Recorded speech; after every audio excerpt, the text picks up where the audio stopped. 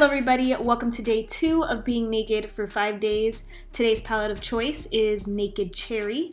So I'm starting off by taking Juicy, which is like a peachy pink. I kind of was nervous about using this since I'm using a lot of cranberries, but oddly, this worked really well. And of course, this is my transition color. I am doing a halo look today, so I am going to be dragging this in the inner corner. I usually don't do that, but I'm like slowly building up that inner corner. You guys will be able to see how I do that.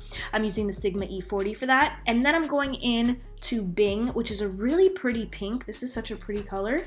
And I'm starting to build up that halo effect, as you can see here. This is going in the crease, in the outer V, and then in that inner portion.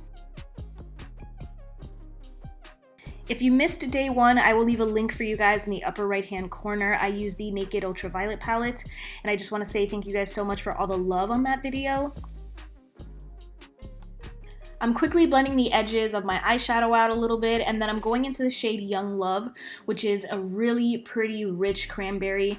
I'm putting this in the outer portion and also in the inner portion of my lids. I'm also dragging it through the crease as well. This brush, I believe, is from one of the Rimmel Magnifies eyeshadow palettes.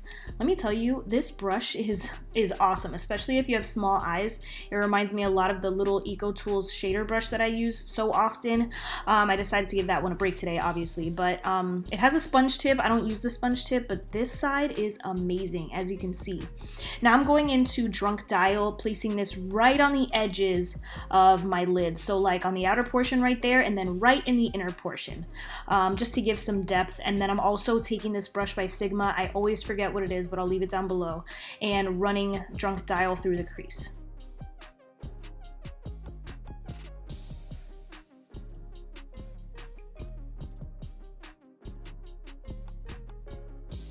So I'm taking the e.l.f. Hydrating Camo Concealer and putting it right in the middle of my lid where that light shimmery color is going to go. I just do this so that that shimmery color is a little bit more bright.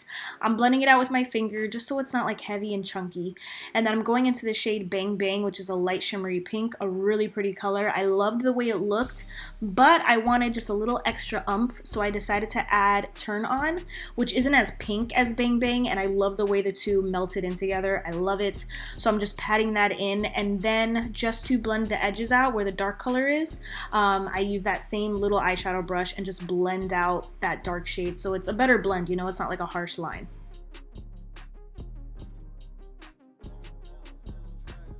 Really quickly, if you guys are ever curious on how I finish up my face makeup, I do post Instagram videos, and I tell you what my bronzer, highlighter, blush, lipstick, all of that good stuff. So yeah, if you guys are interested, my Instagram's all that fresh, and there will be an Instagram video posted.